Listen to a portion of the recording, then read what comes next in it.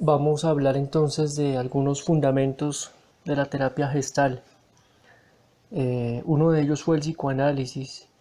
Eh, la psicología gestal fue cruzando sus pasos iniciales, por ejemplo, con el expresionismo eh, de Friedlander, la semántica general de Korsbisky, el trascendentalismo de Emerson, el psicodrama de Moreno y con otras muchas escuelas.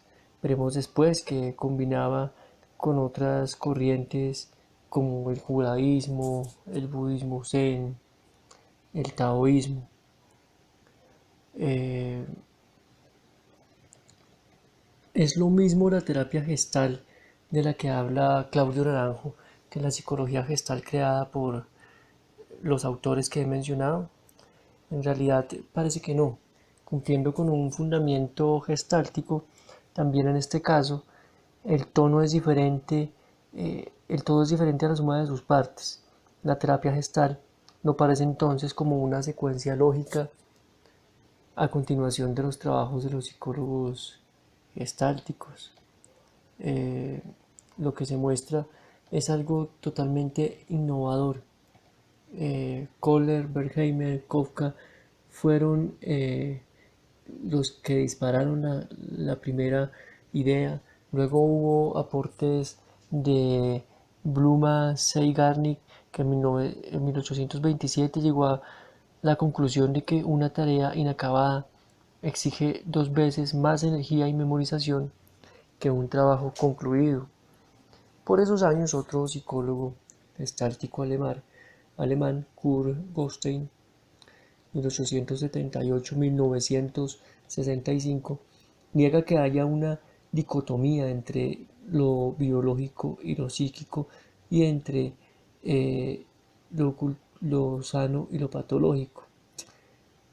Por fin, también en aquella época, en 1922, Kurt Lewin, 1890-1947, creador de la dinámica de grupos, formuló una teoría sólida y coherente acerca de la relación entre el individuo y el medio ambiente. Mientras tanto, el 8 de julio de 1893, en un gueto judío de Berlín, nacía el tercer hijo de un matrimonio un poco extraño. Fue un parto largo y difícil en que se sufrió bastante. El padre de este bebé se llamaba Natán. Era fraccionador de vinos y un comerciante que viajaba mucho. También era masón. La madre se llamaba Amalia. Era una judía ortodoxa, fanática al teatro, a la ópera, en general a la música y el arte. El hermano mayor de este muchacho era ciego. El menor, que era una mujer, actuaba como varón. Natán y Amalia ellos tenían ya dos hijos del matrimonio, vivían en un clima de odio, de conflictos. Al parecer era una familia disfuncional. Y parece que la relación entre ese niño y su padre nunca fue buena, fue dolorosa. El niño pues lógicamente tuvo problemas de comportamiento, no encajaba bien en los colegios. No paraba ahí sus correrías, él falsificaba firmas de los padres, eh, así que lo pusieron de aprendiz de una bombonería y fracasó. Bueno, como que no encajaba en ninguna parte. Este niño que fue creciendo era nada más y nada menos que Friedrich Salomon Peirce. Fritz, muchos lo llamaron gurú, maestro, psicólogo, filósofo, otros lo satanizaron, y este fue el fundador de la terapia Gestalt. Peirce está considerado como el principal fundador de la terapia Gestalt. No fue un personaje de vida sencilla, como ya pudimos empezar a ver al observar su infancia. También su personalidad, gestada al compás de estos y otros episodios, fue compleja, paradójica y polémica. tenía diferentes percepciones del mundo que lo llevaron a tener conflictos con la gente, a ser incomprendido.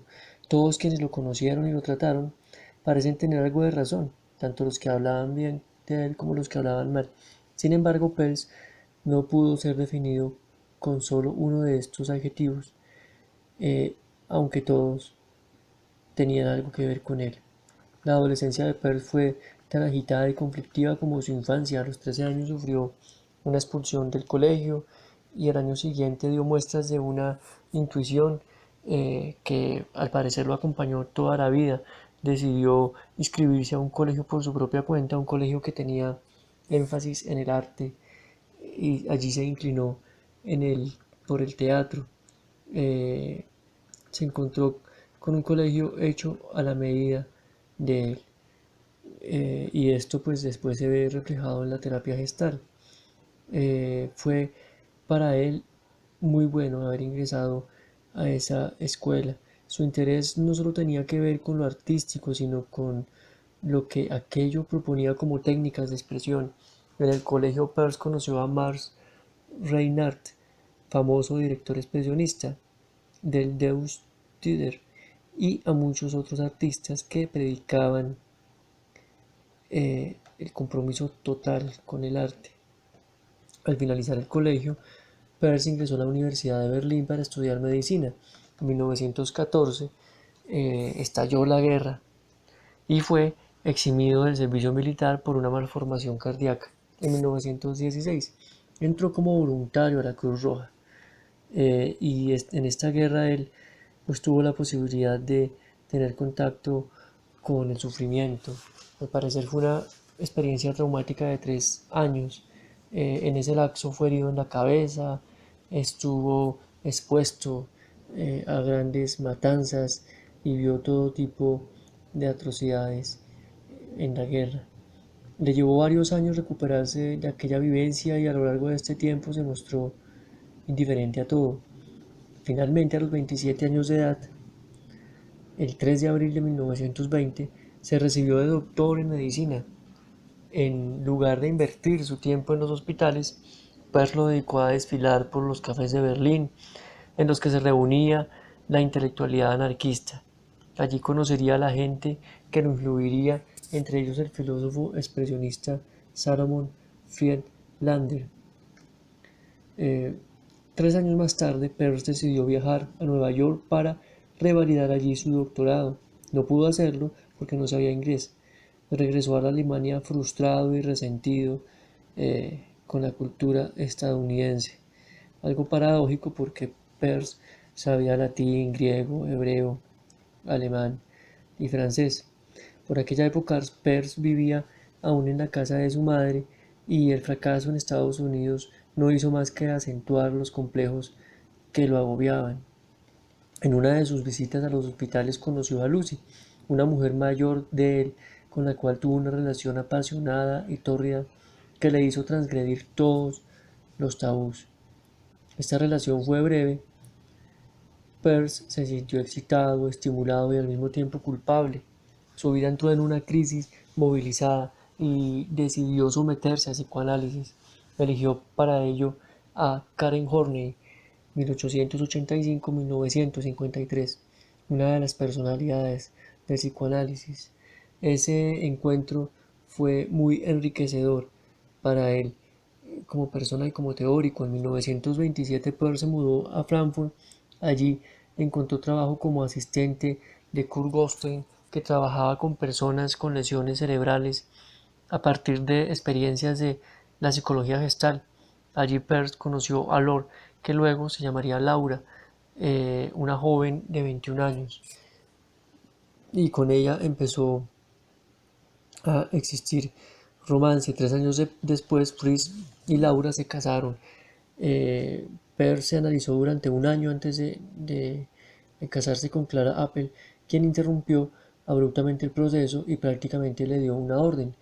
Eh, y esa orden era que se volviera psicoanalista. En Viena permaneció un año y tuvo sus primeros clientes supervisados por Helen Dusch en 1928. De nuevo, En Berlín se estableció como psicoanalista mientras se analizaba durante 1 año y medio con el húngaro Eugen Erlich, un ortodoxo acérrimo que no saludaba a sus pacientes apenas si pronunciaba una frase por semana. En 1929, Peirce decidió casarse con Laura. La familia de ella se oponía. El psicoanalista de él también. Peirce aprovechó para terminar con su amistad con Harnik. Murió después en un hospital sufriendo de enfermedades mentales. En 1930, Karen Horney le recomendó que se analizara con Wilhelm Reich y este fue un encuentro también muy enriquecedor para Peirce.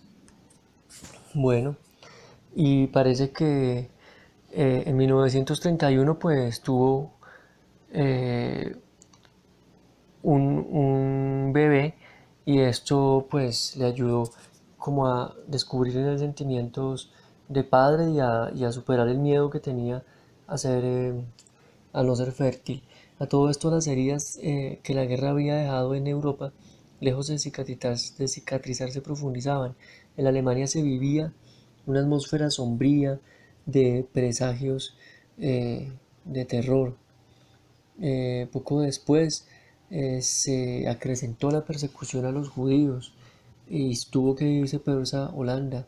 En 1933 en Ámsterdam tuvo permiso para trabajar, entonces Ernest Jones, psicólogo, biógrafo de Freud, quien ayudó a muchos judíos, lo propuso para un cargo de analista didáctico en Johannesburgo, Sudáfrica. Peirce se fue agradecido y aceptó la advertencia de sus amigos de alejarse por el temor a las persecuciones que existían. El viaje duró 3 semanas y en ese lapso Peirce estudió inglés, fue bien recibido en Sudáfrica, pronto tuvo pacientes y fundó el Instituto Sudafricano de Psicoanálisis. Laur se había recibido y trabajaba también. Muchos psicoanalistas empezaron a estudiar con Fritz. Nació Steve, el segundo hijo. Los Peirce se empezaron a volver ricos, famosos y empezó a haber una bonanza. En esos años empezó a cambiar la vida de Peirce. Eh, Se volvió un psicoanalista rígido y ortodoxo, buena vida, y Berlín se había convertido en un mal recuerdo. El cambio no tardaría en comenzar. En 1936 fue invitado al Congreso Internacional de Psicoanálisis de Praga, Checoslovaquia. Preparó un trabajo especial que se llamaba Las resistencias orales. Había pretendido contribuir a la teoría psicoanalítica, pero su trabajo era demasiado revolucionario. Aún así, quiso hablar con Freud directamente y Freud eh, no lo aceptó, al parecer lo rechazó con cierta soberbia. A partir de este momento se precipitó la ruptura de Peirce con Freud. Él creía estar profundizando las ideas del creador del psicoanálisis, pero descubrió que transitaba un camino diferente, un camino aparte. A pesar de sus frustraciones en el Congreso, o gracias a ellas, en 1936 tomó muchas decisiones. Se puso escéptico, sospechaba cada vez de los dogmas científicos, políticos, filosóficos, religiosos, renegó de ellos y comenzó a desarrollar intensamente su propia teoría. En 1940 terminó su primer libro en el que recibió la ayuda de su pareja en algunos capítulos, que se llamaba El yo, el hambre y la agresividad. El libro, en ese libro aparecen varias cosas que luego se trabajarían en terapia gestal. El yo, el hambre y la agresividad aparecían ideas que convirtieron a Peirce en un hereje para los psicoanalistas, razón por la cual todo empezó a cambiar. En esos años estudió también la semántica general de Alfred Korzybski, 1879-1959, quien sostenía que todas las experiencias son multidimensionales, es decir, lo emocional incide en lo intelectual y viceversa. Mientras tanto, en 1942, en plena Segunda Guerra, Se alistó en la Armada Sudafricana y al ejército hasta 1946 como psiquiatra de ese cuerpo. Esos 4 fueron otros años conflictivos. Faltaba su trabajo, tenía aventuras extramatrimoniales, estaba indiferente con Laura y malhumorado con sus hijos, a los que a veces castigaba como su padre lo hacía con él. En 1946, Peirce tomó una decisión de mudarse nuevamente a Nueva York. Dejó su casa lujosa, su familia y partió. En Nueva York fue bien recibido. Era provocador, rebelde y mantenía sus proposiciones antifreudianas que ya eran irrefutables. A pesar de todo, pronto tuvo una nutrida clientela debido en parte a sus actitudes cuestionadoras, en parte al apoyo de 3 importantes nombres de la psicología del siglo, que fueron Eric Fromm, Karen Horney, Clara Thompson. Aunque continuaba usando el diván, cada vez creía menos en este recurso y en lo que éste suponía. En cambio, prestaba creciente atención a la terapia de grupo. Nueva York revivió la parte bohemia de Peirce, de transgresor. Se hizo un personaje habitual de los medios artísticos e intelectuales que proclamaban como él la necesidad de expresar los sentimientos de manera directa aquí y ahora. Entre las personas que conoció entonces se encontraba el poeta y el escritor Paul Goldman y la filósofa Isadora Fromm. Ambos iban a papeles destacados en los acontecimientos que llegarían a la vida de Fritz Perls. Mientras tanto, en 1947, Laura y sus hijos llegaron a Estados Unidos para vivir junto con Perls. La década de los 50 se inició con los Estados Unidos afirmados tras la guerra como potencia en la ciencia y en el arte. Ese país se vio enriquecido por los aportes europeos. Peirce, por su parte, había madurado su propio proceso y así fue como todo empezó a fluir para él.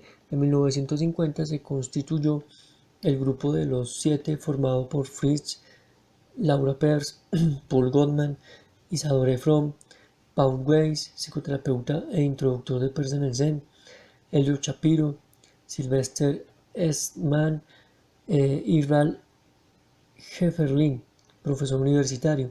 En 1951 el grupo dio a conocer su primera obra, que fue titulada Gestalt Therapy.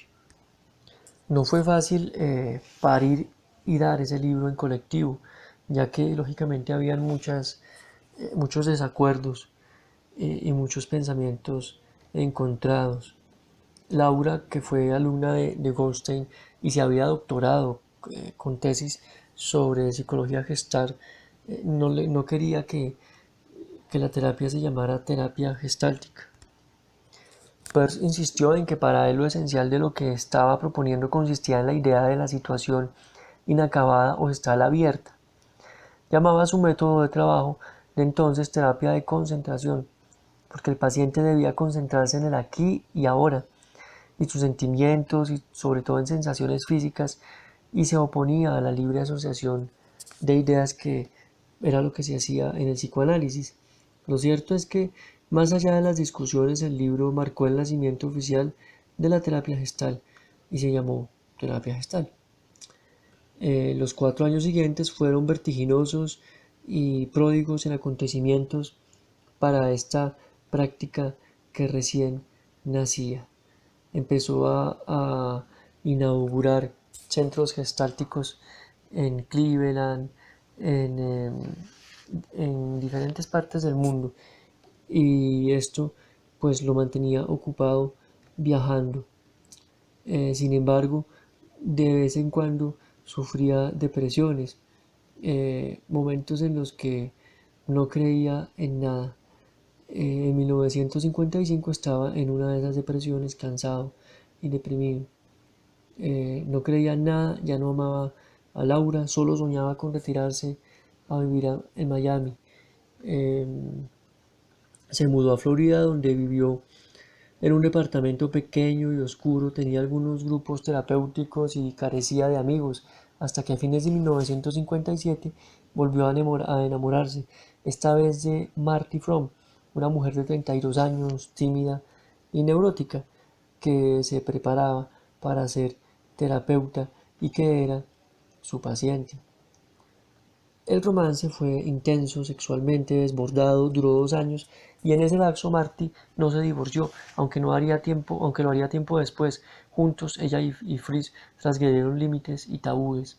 En ese tiempo Peirce experimentó el LSD y hongos y alucinógenos, explorando su propia paranoia y sus propios delirios.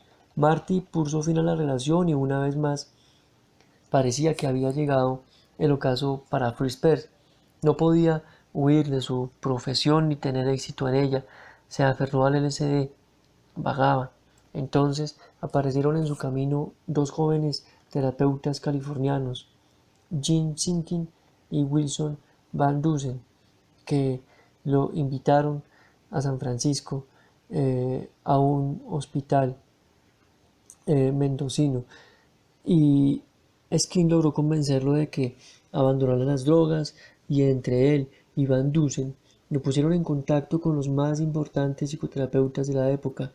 En California, Fritz renació una vez más y pudo empezar a desarrollar su terapia. Antes de cumplir los 70 años, en 1962, decidió hacer un viaje alrededor del mundo que duró 18 meses.